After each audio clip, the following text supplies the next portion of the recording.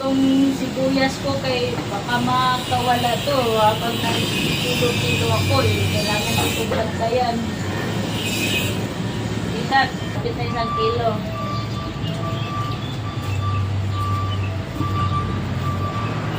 Saglit lang, kukunin ko to.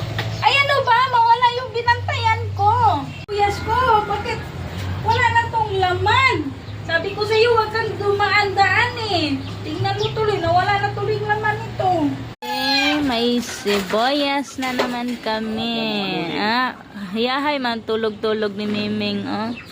Bantayan mo ang sibuyas na Miming ha. Kaya dumyang mo na siya para matuyo yung balat. Para maganda na siya. Sibuyas. Sibuyas na cute. Sibuyas na malaki. Ayan. Pampasarap, pampalinamnam. Ito yung masarap na sibuyas ngayon.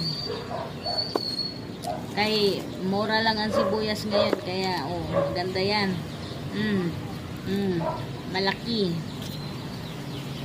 Meron din akong maliit. Ayan, maliit. Marami kaming sibuyas. Panggamit ito, pang kusina. Sinong gustong gamit ng sibuyas? Meron akong sibuyas dito. Ayan, no?